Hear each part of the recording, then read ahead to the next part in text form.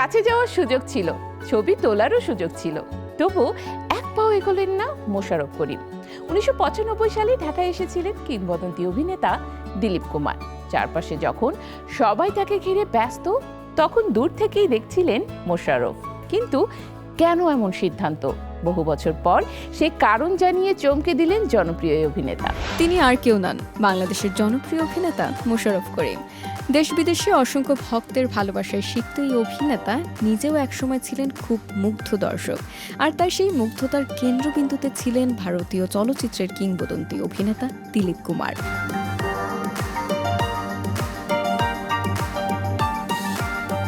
সম্প্রতি এক সাক্ষাৎকারে মোশাররফ করিম শোনালেন জীবনের কিছু স্মরণীয় ঘটনার কথা। 1995 সালে 3 দিনের সফরে ঢাকায় এসেছিলেন দিলীপ কুমার। পুরো দেশের সাংস্কৃতিক অঙ্গনে তখন উৎসব মুখর পরিবেশ। চলচ্চিত্র প্রেমীদের মধ্যে ছিল এক ধরনের উন্মাদনা।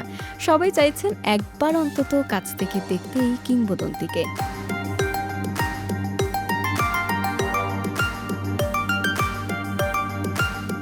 সেই সময় তরুণ মোশাররফ করিম ছিলেন নাট্য কেন্দ্রের সদস্য। ওসমানী মিলনায়তনে আয়োজিত এক অনুষ্ঠানে স্বেচ্ছাসেবকের দায়িত্ব পালন করেছিলেন তিনি। ফলে দিলীপ কুমারকে কাছ থেকে দেখারও সুযোগ পেয়েছিলেন। কিন্তু এখানেই লুকিয়ে আছে সবচেয়ে বিস্ময়কর বিষয়টি।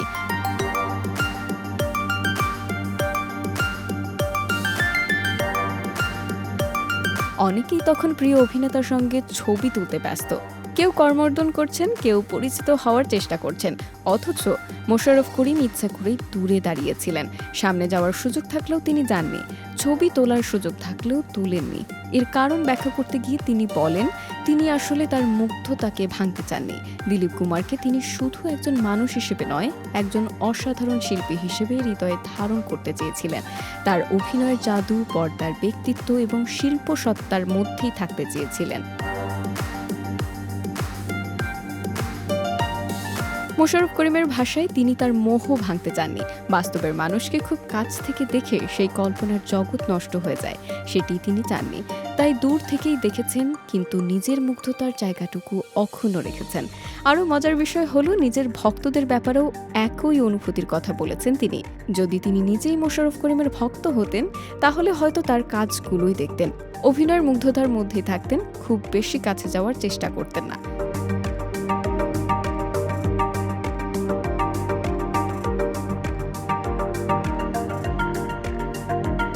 আজকের সময়ে যখন একটি সেলফির জন্য মানুষ ঘন্টার পর ঘন্টা অপেক্ষা করে, তখন মোশাররফ করিমের এই ভাবনা সত্যিই ব্যতিক্রম।